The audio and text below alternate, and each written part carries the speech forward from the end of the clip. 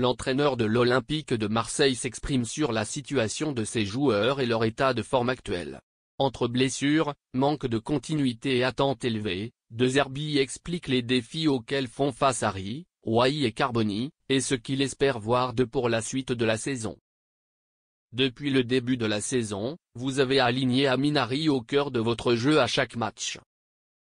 Que pouvez-vous nous dire de son début de saison? Et quelles sont, selon vous, les alternatives dans votre effectif?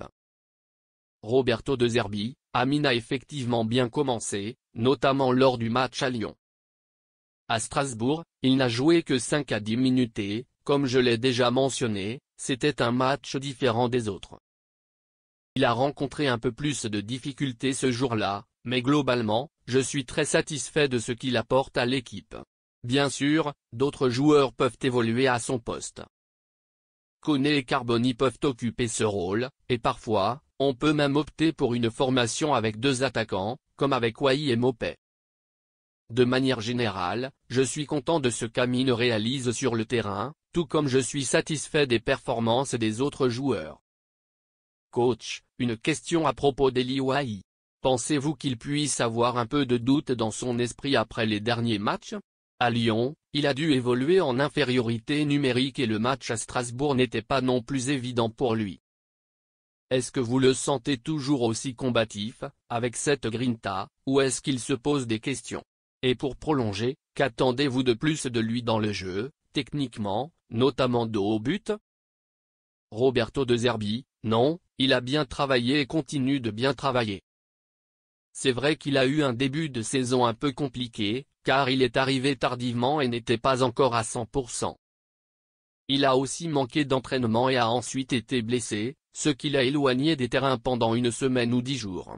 Maintenant, on attend qu'il retrouve son meilleur état de forme. C'est sûr qu'il faut aussi que ses coéquipiers l'aident davantage en le servant mieux au niveau des passes. Quant au fait de jouer ou non, c'est toujours un choix de l'entraîneur, qui dépend de plusieurs facteurs.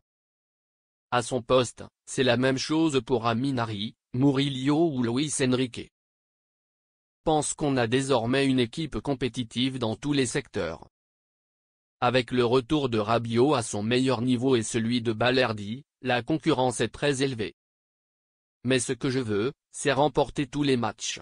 Ce qui importe, ce ne sont pas les joueurs alignés, mais que l'OM gagne. Contre Lyon, Paul Lirola et Ulysse Garcia sont entrés en cours de jeu. C'était également le cas pour Ulysse Garcia contre Strasbourg, où il s'est montré à son avantage. L'envisagez-vous dans le rôle occupé par Quentin Merlin? Roberto De Zerbi, oui, c'est vrai qu'Ulysse Garcia et Paul Lirola ont vraiment bien joué.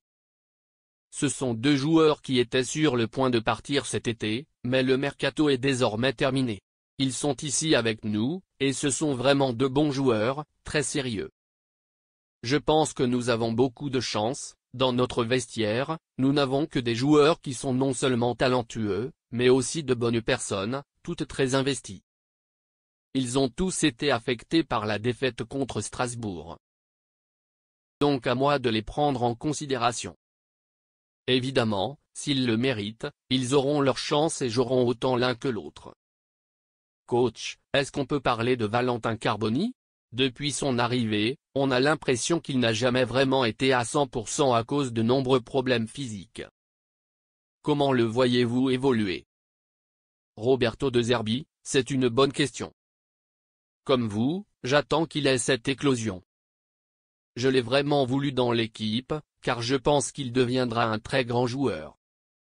Il a déjà beaucoup de qualités, mais il a le potentiel pour devenir encore plus fort. Malheureusement, il est arrivé avec des problèmes physiques, ce qui l'a empêché de s'entraîner de manière régulière. Cela fait seulement 2 semaines qu'il parvient à enchaîner les séances avec continuité.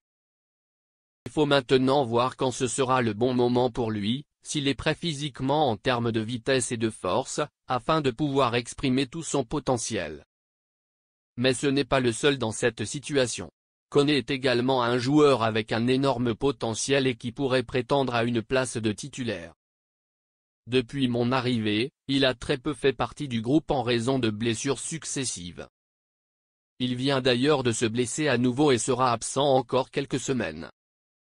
Malheureusement, cela fait partie du football.